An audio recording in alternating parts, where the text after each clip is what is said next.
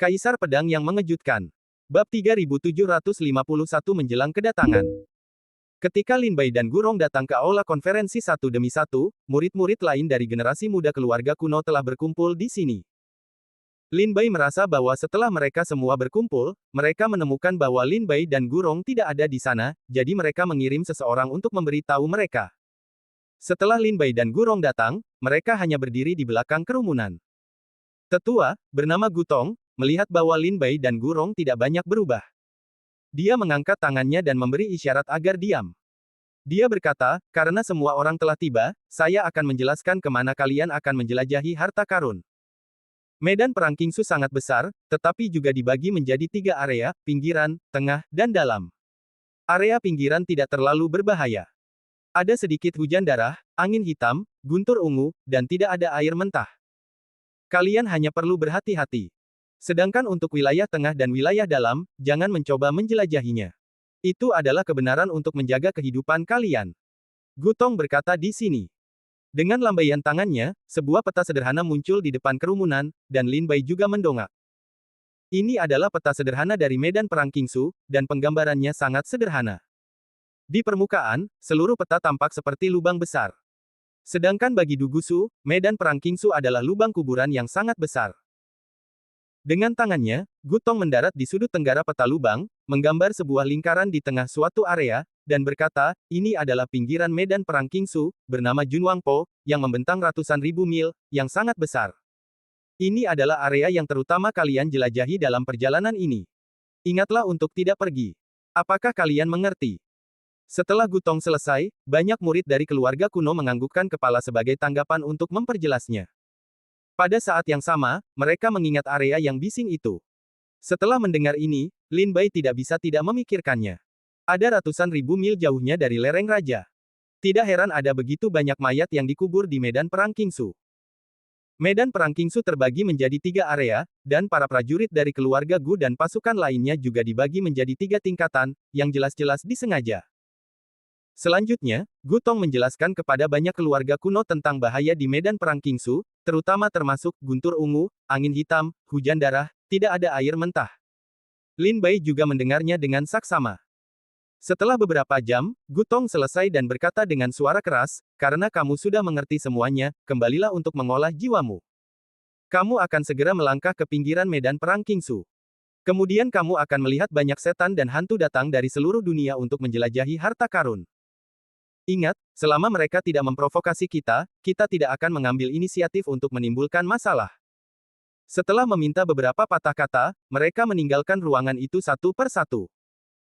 Dan Lin Bai dan Gurong berjalan berdampingan, berjalan di jalan. Lin Bai terkekeh, Tuan Hong Ding juga mengatakan itu benar, bagaimana mungkin Anda lebih terisolasi daripada saya? Lin Bai yang bermata putih dan beringin kuno berkata, jalannya berbeda, jangan bersekongkol, apa yang baik untuk dikatakan. Setelah itu, Gurong mengabaikan Lin Bai dan langsung kembali ke kamarnya. Menutup pintu sepertinya berarti dia tidak akan keluar sampai dia mencapai medan perang Kingsu. Lin Bai juga tersenyum, tidak masuk ke dalam tabung, kembali ke kamar, duduk bersila, mulai mengolah hati pedang. 2 hari kemudian, Lin Bai merasakan bahwa aura antara langit dan bumi telah menjadi sangat gelisah, dan ada napas samar yang tidak nyaman di sekitar langit dan bumi. Segera, Lin Bai keluar dari kamar dan datang ke kayu lapis untuk melihatnya. Meskipun visibilitasnya sangat tinggi, tampaknya ada kabut yang tersisa di hatinya, yang sangat tertekan. Setelah beberapa saat, Gutong, yang lebih tua dari rombongan, mengirim pesan untuk memberitahu Lin Bai dan yang lainnya bahwa mereka telah memasuki medan perang Kingsu dan meminta semua murid untuk meminum pil penawar racun yang telah disiapkan sebelumnya. Lin Bai juga mendapatkan pil detoksifikasi dari keluarga kuno. Dia mempelajarinya sepanjang jalan dan menemukan bahwa tidak ada yang tidak normal, jadi dia meminumnya dengan tenang. Di penghujung malam, Lin Bai duduk bersila di dalam ruangan untuk berlatih jantung pedang. Namun pada saat ini, pedang di tubuh Lin Bai menyala dan tiba-tiba menjadi tajam. Lin Bai membuka matanya dalam diam dan menyelinap melalui pintu untuk melihat ke dalam kabin. Sepertinya ada yang masuk. Sungguh cara yang cerdik untuk bersembunyi. Lin Bai bangkit perlahan, mendorong pintu, dan keluar. Dia mendapati bahwa hari masih malam, tetapi dia akan melangkah ke area medan perang Kingsu. Semua murid dari keluarga kuno tidak bisa tidur di malam hari. Mereka semua bersemangat. Mereka berdiri di atas belat secara berkelompok dan melihat ke dunia luas di kejauhan. Setelah Lin Bai keluar dari pintu, persepsinya menyebar, tetapi dia tidak merasakan napas aneh di atas kapal. Lin Bai mengerutkan kening, berpikir bahwa sulit baginya untuk merasa salah, tetapi dia pikir itu tidak mungkin. Baru saja ketika dia berlatih jantung pedang, makna pedang itu perlahan menyebar. Lin Bai dengan jelas merasakan ada napas yang melewati makna pedangnya, tetapi itu berlalu dalam sekejap. Gadis beringin tua. Lin Bai pergi ke pintu kamar beringin kuno dan berbisik. Ada apa? Di dalam, terdengar suara beringin yang dingin. Jika aku bisa, aku ingin berbicara dengan Nona Gurong. Lin Bai merasakan napas itu masuk ke dalam perahu, hal pertama yang harus dilakukan adalah memastikan keselamatan pohon beringin kuno. Gurong tidak sering membuka pintu, wajahnya dingin dan bertanya, apa yang ingin kamu bicarakan? Aku merasa ada sesuatu di perahu, jadi aku ingin melihat apakah ada yang salah denganmu. Ada sesuatu di perahu. Apa? Aku tidak tahu, tetapi cara bersembunyinya sangat bagus sehingga aku bahkan tidak menyadarinya. Ayo kita pergi dan cari tahu. Tidakkah kau memberi tahu tetua terlebih dahulu? Apakah kau pikir kita bisa pergi ke tetua tanpa bukti apapun, dan dia akan mempercayai kita? Lin Bai berpikir bahwa Gurong harus melapor kepada tetua begitu dia mendengar sesuatu masuk ke perahu. Namun, Gurong tidak melakukannya. Sebaliknya, dia berinisiatif untuk menemukannya bersama Lin Bai. Lin Bai benar untuk berpikir dengan hati-hati. Sekarang dia pergi ke tetua keluarga kuno. Jika dia tidak mengetahuinya, dia tidak akan percaya apa yang dikatakan Lin Bai. Bersama rombongan beringin kuno, dua orang di perahu perlahan-lahan melihat ke atas. Di luar perahu, malam semakin pekat, bulan baru tergantung di langit malam, ditutupi oleh lapisan racun merah darah, seperti bulan darah, terutama menyusup ke orang-orang. Ketika dia sampai di bagian belakang perahu, tidak ada seorang pun di sana. Lin Bai menyelidiki dengan saksama dan menemukan bahwa ada napas samar. Tiba-tiba, punggung Lin Bai terasa dingin dan merasa ada seseorang yang sedang menatapnya. Tiba-tiba, Lin Bai menoleh ke belakang dan melihat bayangan gelap, yang melintas dan menghilang. Mau pergi. Lin Bai melangkah keluar dan mengusirnya. Gurong, yang diselidiki dengan saksama di samping, mengubah wajahnya. Dia dengan cepat menghunus pedang roh es dan mengejar Lin Bai. Setelah berbelok, mereka melihat seekor rubah hitam berlari dengan sekuat tenaga di atas jalur perahu di depan. Rubah! Seru Gurong. Hei, hei! Melihat keberadaannya terungkap, rubah itu segera berbalik kembali ke Lin Bai dan Gurong dengan senyum manusiawi. Tawanya suram dan menakutkan. Bab 3752 Iblis di Tanah Jahat yang Tak Terbatas. Hehehehe. Rubah itu menoleh ke arah Lin Bai dan Gurong dan tertawa mengerikan. Ia langsung melompat. Lin Bai melihat bayangan hitam di depannya. Dalam sekejap, ia datang ke arah Gurong. Gurong memegang pedang roh es di tangan belakangnya, dan napas dingin yang ekstrim menyebar. Sebuah pedang menebas, cahaya pedang yang terang menyeret napas segel es, akan berada di depan perahu untuk membuka celah, rubah itu juga dengan cepat kembali untuk menghindari pedang ini. Jahat, penyergapan. Ketika sebuah pedang gagal, Gurong mulai membunuh hatinya. Ia menghunus pedang roh es dan menginjak tubuhnya. Bayangan pedang menyebar di udara dan bergegas ke rubah. Namun, ia melihat rubah itu. Posturnya kuat, dan ia menghindar ke kanan dan kiri. Gurong mencambuk ratusan pedang berturut-turut, tetapi ia sama sekali tidak dapat melukai rubah itu. Klan Iblis Daujing. Mata Lin Bai menyusut, dan ia berkata dengan dingin. Dilihat dari bentuk tubuh dan kekuatan rubah yang luar biasa, tidak ada kesalahan untuk klan iblis di alam Tao. Selain itu, berdasarkan penilaian Lin Bai, kultivasi rubah seharusnya tidak melebihi Daujing. Saat ini, Lin Bai tidak mengandalkan tangan. Sebaliknya, dia ingin melihat kemampuan Gurong. Untuk jangka waktu setelah itu, Lin Bai mungkin cocok dengan Gurong. Untuk kekuatan Gurong, Lin Bai belum pernah melihat Gurong melakukan apapun kecuali saat dia melintasi lembah labirin. Ketika Gurong dan rubah bertarung, embusan angin harum datang, dan seorang wanita melayang ke sisi Lin Bai. Dia berkata dengan lembut, kupikir hanya aku yang menemukan napas seperti ini. Ternyata saudara Lin Bai dan saudari Gurong telah menemukannya dan menemukannya. Mata samping Lin Bai menunjukkan bahwa gadis itu adalah Gu Siling. Dia lembut, berbudi luhur, dan sopan. Dia memiliki kedudukan dan bobot yang besar di antara rekan-rekan keluarga kuno. Dia juga salah satu orang yang paling mudah didekati di generasi keluarga kuno saat ini. Ketika Lin Bai berdiri di atas perahu terbang untuk melihat pemandangan, dia datang untuk berbicara sedikit dan mengenal Lin Bai. Sama seperti Lin Bai, Gu Xiling merasakan napas samar di perahu, jadi dia keluar untuk menjelajahinya dan berkeliling di sekitar perahu, tetapi dia tidak menemukannya. Ketika dia curiga, dia tiba-tiba mendengar suara yang datang dari buritan perahu, jadi dia bergegas untuk melihat pemandangan itu. Apakah itu rubah? Gu Xiling berbisik, saya ingat alasan mengapa ada keraguan di sekitar medan perang Qingsu. Ada beberapa keluarga iblis di sini yang bersedia datang ke sini untuk berlatih, belum lagi iblis di Daojing. Bahkan jika tidak ada iblis biasa, jumlahnya tidak lebih dari setengahnya. Sejak saya melangkah ke tepi medan perang Qingsu, saya telah memperhatikan gunung dan sungai. Memang, saya belum menemukan klan iblis. Mengapa seekor rubah masuk ke dalam perahu secara tidak sengaja? Gu Xiling memiliki pikiran yang peka. Setelah mengetahui bahwa dia telah memasuki medan perang Qingsu, dia sengaja memperhatikan lingkungan sekitar dan jejak para praktisi. Namun, dia tidak menemukan seorang prajurit atau klan iblis manapun. Oleh karena itu, dengan mengatakan ini, dia jelas mengingatkan Lin Bai dan Gurong bahwa iblis itu mungkin memiliki asal-usul yang unik. Klan iblis dari tanah jahat yang tak terbatas. Mendengar kata-kata Gu Xiling, Lin Bai mengerutkan kening dan merenung sejenak, dan segera berkata, "Kakak Lin Bai, mengapa kamu pikir kamu adalah keluarga iblis di tanah jahat yang tak terbatas?" Gu Xiling sangat bingung. Bagaimana Lin Bai melihat sekilas bahwa rubah itu berasal dari tanah jahat yang tak terbatas? Di makam iblis ini, keempat kekuatan dalam keluarga iblis masing-masing tersebar di Gunung Iblis, Tanah Jahat Tak Terbatas, Gunung Salju Besar, dan Kota Jahat. Sejauh yang saya tahu, orang-orang dan iblis di kota itu bercampur, dan mereka kejam dan tidak akan dengan mudah menginjakkan kaki di atas kapal. Meskipun ada orang-orang rubah di Gunung Iblis, mereka masih dalam nama. Selain itu, hanya Gunung Daksue dan Tanah Jahat Tak Terbatas yang tersisa ya. Meskipun suku rubah Daksuesan masih dalam masa kejayaannya, mereka sebagian besar adalah rubah putih, tetapi mereka belum pernah mendengar tentang rubah hitam yang kuat. Oleh karena itu, tampaknya rubah itu kemungkinan besar berasal dari tempat jahat yang tak terbatas. Ketika Lin Bai siap berangkat ke medan perang Qingsu, dia juga bertanya kepada Hongding tentang kekuatan 4 kota utama Teran dan 4 kekuatan klan iblis. Hongding juga memberitahu Lin Bai tentang kekuatan Teran dan klan iblis secara terperinci, sehingga Lin Bai dapat memahaminya. Awalnya, Gu Xiling terbius oleh penalaran Lin Bai. Dia terkejut. Dia tidak menyangka bahwa Lin Bai dapat menyimpulkan asal-usul rubah hitam hanya dengan kata-katanya sendiri. Kemudian dia kembali sadar dan berkata dengan rendah hati dan sopan, "Saya telah diajari." Pouhi, tiba-tiba, rubah hitam itu, menghadapi serangan ganas Gurong, tiba-tiba menemukan kelemahan Gurong.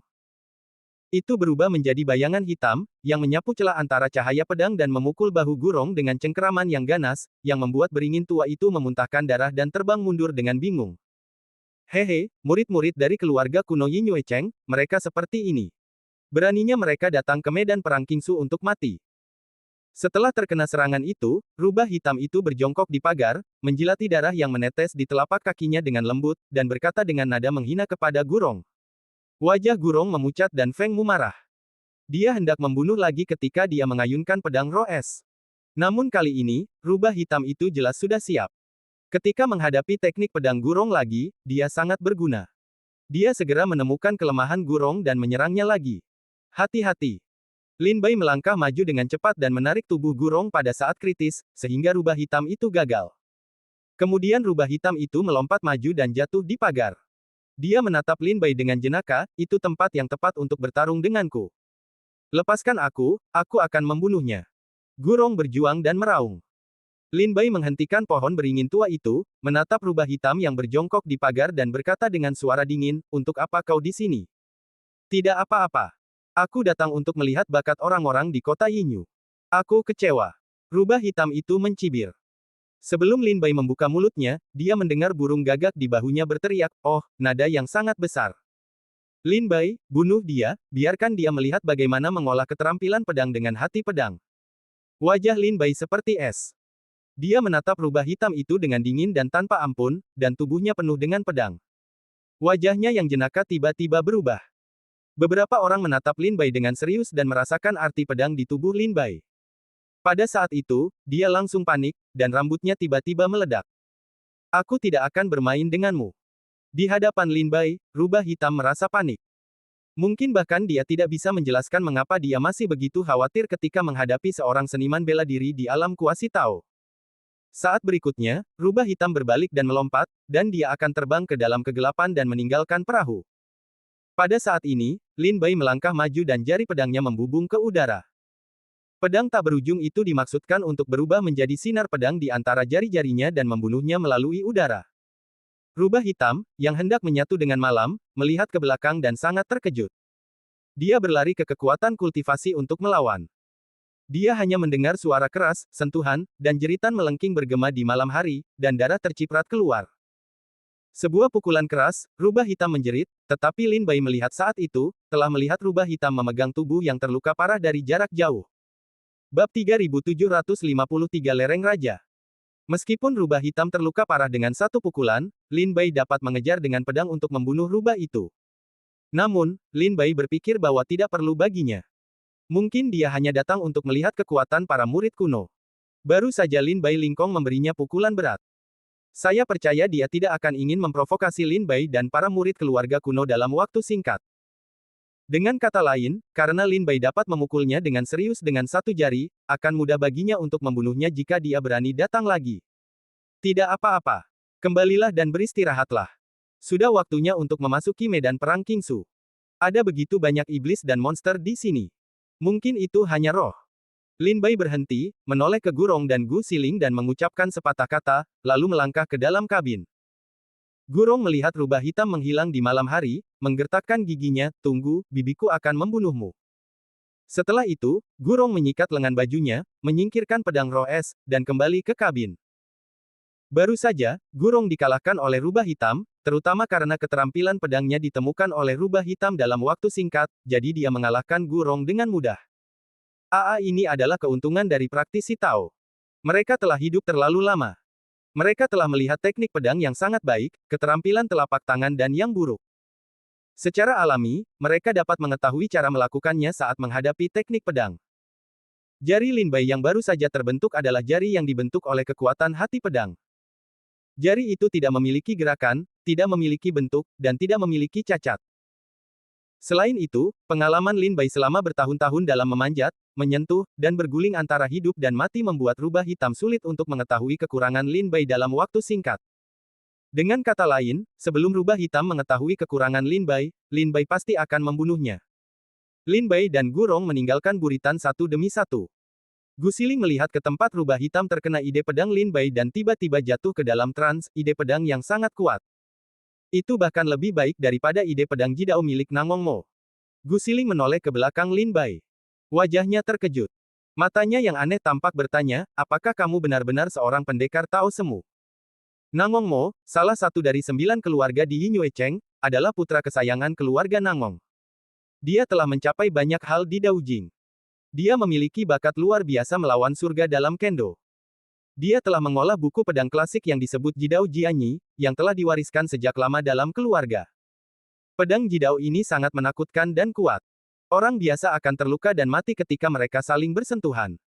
Xiao Jiusan dari keluarga Xiao marah pada Nangong Mo dan terluka parah oleh pedang Nangong Mo. Hingga saat ini, memar di tubuhnya belum sembuh. Oleh karena itu, Xiao Jiusan ingin mendapatkan bunga yin dan yang untuk menyembuhkan luka pedang di tubuhnya. Konon, Nangong Mo juga berada di medan perang Kingsu. Entahlah, apakah mereka akan bertemu di medan perang Kingsu. Setelah Lin Bai dan Gurong pergi cukup lama, Gu Siling kembali ke kabin dan menemui Tetua Gutong, menjelaskan apa yang baru saja terjadi. Tetua Gutong sangat marah.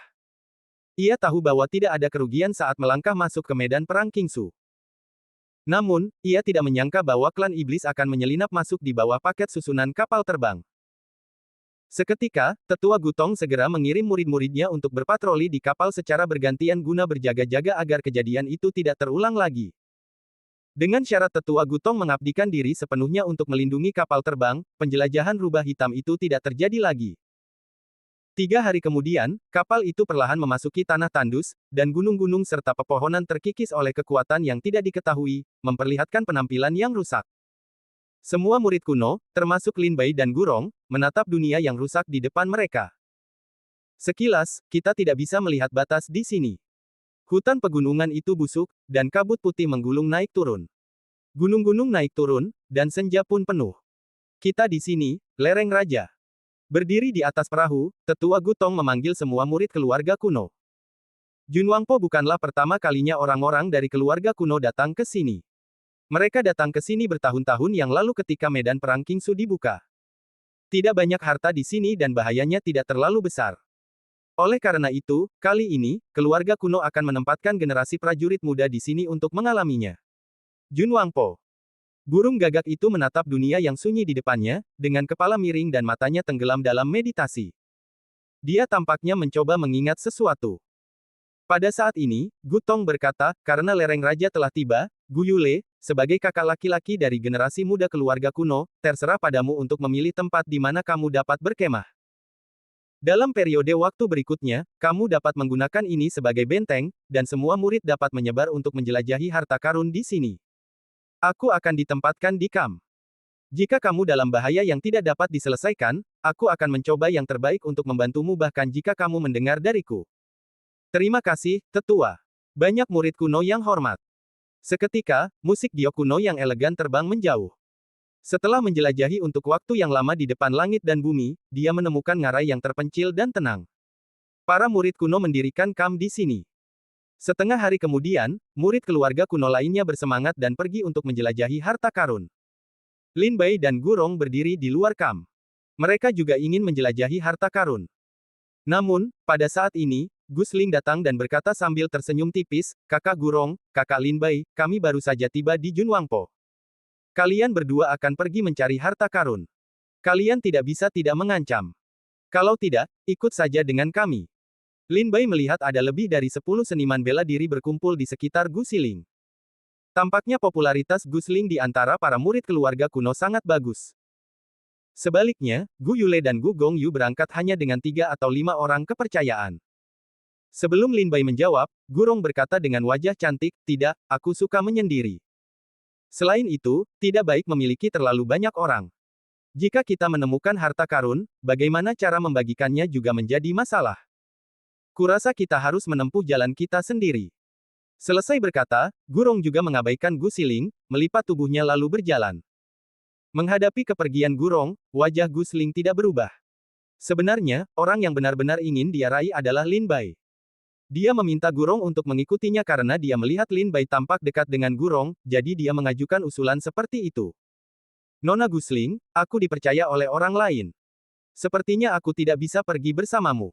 Lin Bai menyeringai pahit dan mengepalkan tinjunya. Setelah mengucapkan sepatah kata dosa, dia berjalan ke hutan bersama Gurong, dan segera mereka menghilang.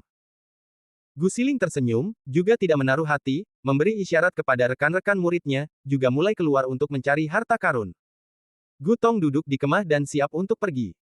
Jika seorang murid dalam bahaya, jika dia bisa menyelamatkannya, dia secara alami akan bergegas menyelamatkannya. Selain itu, kemah itu ada untuk membiarkan para prajurit yang sayangnya terluka saat mencari harta karun kembali ke tempat peristirahatan. Adapun waktu pelatihan para murid keluarga kuno, bagaimanapun, itu belum ditetapkan untuk waktu yang lama. Begitu medan perang Qingsu dibuka, waktunya akan berlangsung lama. Oleh karena itu, diperkirakan keluarga kuno tidak akan dengan mudah membawa pergi para murid keluarga sebelum para murid keluarga kuno mengalami terlalu banyak pelatihan. Bab 3754 bertemu makhluk jahat di jalan. Setelah tiba di Junwangpo, para murid kuno berkumpul sebentar untuk membiasakan diri dengan lingkungan sekitar, lalu mulai keluar untuk menjelajahi harta karun secara berkelompok. Tentu saja, mereka seharusnya tidak terlalu jauh dari perkemahan akhir-akhir ini. Gurong dan Lin Bai berjalan di hutan satu demi satu. Sejak burung gagak datang ke Junwangpo, dia memiringkan kepalanya. Dia tidak tahu apa yang sedang dipikirkannya. Lin Bai juga tahu bahwa setiap kali burung gagak membuat ekspresi seperti itu, dia pasti sedang berpikir keras tentang sesuatu. Tidak mudah baginya untuk memikirkan sesuatu. Paman Hong Ding benar-benar mengkhawatirkan. Aku sama sekali tidak butuh perhatian. Setelah berjalan beberapa saat, Gurong tidak menoleh ke belakang untuk melihat Lin Bai. Dia berkata dengan lemah. Dia juga mengerti bahwa Lin Bai mengikutinya, sebagian besar karena kepercayaan Hong Ding. Apakah kamu ingin menjelajahi harta karun sendirian? Lin Bai bertanya perlahan. Sebenarnya, Lin Bai ingin pergi sendiri untuk menjelajahi harta karun. Lagi pula, jika ada beberapa orang bersama-sama, dia tidak akan dapat melakukan banyak keterampilan dengan mudah. Gurong mengangguk pelan, sudah bertahun-tahun, aku tidak punya siapa-siapa untuk diurus, tidak pernah ada yang menemaniku. Lin Bai tertawa dan teringat bahwa hubungan antara Gurong dan murid-muridnya tidak begitu baik. Jika dia bisa sampai hari ini, dia mungkin punya banyak keterampilan. Tapi kamu bisa tinggal bersamaku. Lin Bai terkekeh, si pohon beringin kuno mendengarkan, wajahnya berembun, matanya dingin, tanpa sadar dia mundur 2 langkah. Jangan khawatir, aku tidak akan melakukan apapun padamu. Aku akan meninggalkan 3 helai pedang padamu.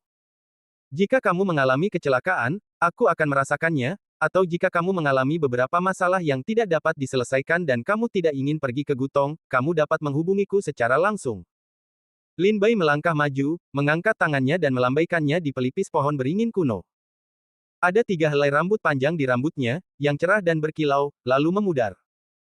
Pohon beringin kuno selalu dapat merasakan perbedaan dari 3 helai rambut ini, yang mengandung rasa pedang yang kuat. Jika kamu dalam masalah, segera hubungi aku. Lin Bai tertawa, segera mundur beberapa langkah, menginjak pedang terbang, dan langsung terbang ke langit. Sebenarnya, Lin Bai juga ingin pergi sendiri untuk menjelajahi harta karun itu. Bagaimanapun, dia akhirnya datang ke medan perang Qingsu. Tentu saja, Lin Bai tidak ingin kembali dengan tangan kosong. Tentu saja, dia harus pergi untuk melihat begitu banyak harta karun di sini, dan dia tidak bermaksud untuk terbatas pada Jun Wangpo. Menginjak pedang terbang, terbang ke langit, berdiri di atas awan, Lin Bai langsung menyapu tanah Jun Wangpo yang luas. Saat ini, orang-orang yang memasuki medan perang Qingsu memiliki berbagai cara untuk menemukan tempat harta karun berada. Beberapa orang memelihara hewan peliharaan spiritual untuk memimpin jalan, beberapa menggunakan metode rahasia, dan yang lainnya mencari naga untuk memperbaiki titik akupuntur. Berbagai cara, berbagai keterampilan, semuanya kuat, semuanya bersama-sama. Setelah waktu yang lama, Lin Bai merasakan perubahan atmosfer di medan perang Qingsu. Di beberapa tempat, ada bau jahat yang kuat, yang membuat Lin Bai merasa sangat tidak nyaman. Bagaimana? Ketika jalan Lin Bai melewati hutan pegunungan, dia merasakan napas dingin dan mendung naik dari gunung. Lin Bai melihatnya lebih lama dan tidak jatuh. Sebaliknya, dia mencari ribuan mil dengan pedang terbang. Setelah memastikan bahwa tidak ada seorang pun di sini, dia kembali ke hutan pegunungan lagi. Menginjak pedang terbang, Lin Bai perlahan jatuh ke dalam hutan. Racun di hutan itu berwarna merah darah. Angin menderu dan keras. Berjalan di kabut darah, Lin Bai melihat kuburan resmi di tanah di depannya, yang dibangun dengan baik. Berjalan perlahan, aku bisa melihat tidak ada kata di atas batu nisan, tetapi makam resmi inilah yang mengeluarkan napas yang membuat Lin Bai merasa ngeri. Saat aku datang, keluarlah. Lin Bai berdiri di depan makam dengan tangan terikat dan wajahnya dingin dan hijau besi. Gagaga. Tiba-tiba, tawa aneh datang entah dari mana di hutan. Tiba-tiba, Lin Bai melihat bahwa tanah makam resmi di depannya retak terbuka, memperlihatkan peti mati. Pada saat itu, peti mati berdiri dan tutup peti mati jatuh secara alami. Lin Bai menatap peti mati itu. Ada mayat tergeletak di peti mati. Seluruh tubuhnya membusuk. Tangannya seperti pisau. Jari-jarinya gelap dan ramping. Tiba-tiba, mayat di peti mati itu membuka sepasang mata hijau tua dan mencibir di sudut mulutnya, surga punya jalan. Kau tidak pergi. Neraka tidak punya pintu untuk membuangnya. Kupikir itu adalah sesuatu yang memiliki roh yang sangat mati. Ternyata itu hanyalah mayat yang telah mati selama bertahun-tahun. Ia menempati tempat itu dengan Yin Qi yang kuat dan melahirkan kecerdasan, dan bahkan dibudidayakan hingga ke tingkat alam semi-Tao. Lin Bai tersenyum meremehkan. Ketika Lin Bai melewati hutan pegunungan, ia merasakan Yin Qi yang terpancar dari tempat itu. Jelas bahwa ada sesuatu yang sengaja dipancarkan di sini untuk menarik perhatian Lin Bai. Begitu Lin Bai merasa penasaran, ia turun untuk melihatnya. Meskipun mayat itu berada di medan perang Qingsu, mayat itu tidak berani keluar dan berkeliaran sesuka hati. Ada terlalu banyak makhluk tak dikenal di sini, yang sangat berbahaya. Dalam beberapa hari terakhir, ada banyak prajurit yang melewati gunung dan hutan, tetapi prestasi mereka ada di seluruh alam Tao.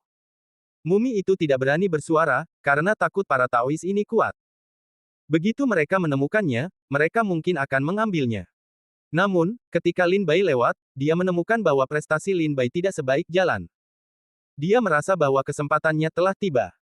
Dia sudah lama tidak memakan kepala manusia atau meminum darah manusia, yang membuatnya merindukan rasa itu. Karena itu, dia sengaja melepaskan napasnya untuk menariknya turun. Namun tidak menyangka, Lin Bai benar-benar turun. Jangan khawatir, bocah Teran, aku akan mencicipi daging dan darahmu Gagaga. Mayat itu menatap Lin Bai, dan ada tawa aneh yang mengerikan keluar dari tenggorokannya. Saat berikutnya, dia bergegas keluar dari peti mati, dan jari-jarinya yang tajam menusuk Lin Bai seperti bilah pedang. Lin Bai, dengan kedua tangannya di punggungnya, menatap mayat itu dengan dingin. Pada saat ini, Lin Bai tiba-tiba mengeluarkan dua pedang tajam di matanya, menghubungkan kekuatan langit dan bumi, dan berubah menjadi pedang yang tak tertembus di antara gemuruh ombak yang tak terbatas. Bang, suara keras, pedang menembus mayat itu, tubuh mayat di depan Lin Bai meledak, mati tanpa tubuh utuh. Melihat potongan-potongan mayat yang berserakan, tetapi tidak ada setetes darah pun yang mengalir keluar, Lin Bai mengibaskan pakaiannya dan berkata dengan suara lembut, daging dan darahku, sepertinya kamu tidak diberkati untuk menerimanya. Mayat itu dihancurkan oleh Lin Bai, dan yin dan qi kematian di tempat ini juga banyak menghilang, tetapi masih sangat dingin. Lin Bai berbalik dan hendak pergi. Tetapi pada saat ini, Lin Bai tiba-tiba memiliki kilatan cahaya di benaknya dan berbisik, medan perang Qingsu adalah lubang pemakaman yang sangat besar. Tidak hanya tulang-tulang prajurit dunia roh yang dulunya berada di alam dewa surga, tetapi juga tulang-tulang banyak prajurit yang datang untuk menjelajahi harta karun. Melihat penampakan mayat ini, jelaslah bahwa dia adalah seorang pendekar yang datang untuk mencari harta karun. Dia memperkirakan bahwa dia telah terluka parah di medan perang Qingsu. Mengetahui bahwa dia tidak dapat pulih, dia menggunakan metode rahasia untuk mengolah makam di sini, berharap bahwa dia dapat menangkap kekuatan mayat itu dan bangun kembali. Terlalu banyak orang mati di medan perang Qingsu. Terkubur di tanah, penuh dengan yin, penuh dengan qi kematian dan dipenuhi dengan kebencian. Itu adalah tempat terbaik yin dan kejahatan ekstrim antara langit dan bumi. Prajurit biasa dan keluarga iblis merasa tidak nyaman berlatih di sini, tetapi jika hal lain berlatih di sini, masing-masing memiliki manfaatnya sendiri misalnya, semua jenis hantu, dan mayat. Ketika Lin Bai membaca ini, dia perlahan merasakan sesuatu keluar dari tas penyimpanan. Bendera besar itu gelap dan kosong. Melihat bendera itu, Lin Bai berkata, bendera pemurnian jiwa. Bab 3755 Kota Tianqi. Suci.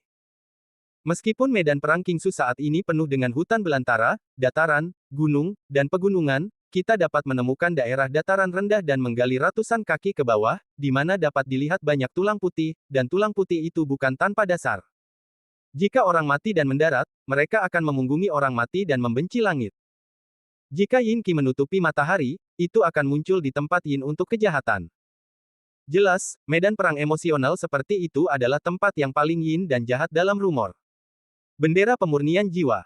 Lin Bai mengeluarkan bendera besar dari tas penyimpanan dan memegangnya di tangannya. Bendera ini diperoleh Lin Bai dari penguburan mayat di tanah kuno. Itu disegel dengan banyak jiwa, bahkan jiwa emas yang sebanding dengan alam Tao. Ketika Lin Bai berada di benua kuno, dia tidak dapat sepenuhnya memotivasi kekuatan bendera pemurnian jiwa karena kurangnya kekuatannya. Selain itu, menurut penelitian Lin Bai, bendera itu tampaknya memiliki ruang potensial yang besar untuk pengembangan lebih lanjut.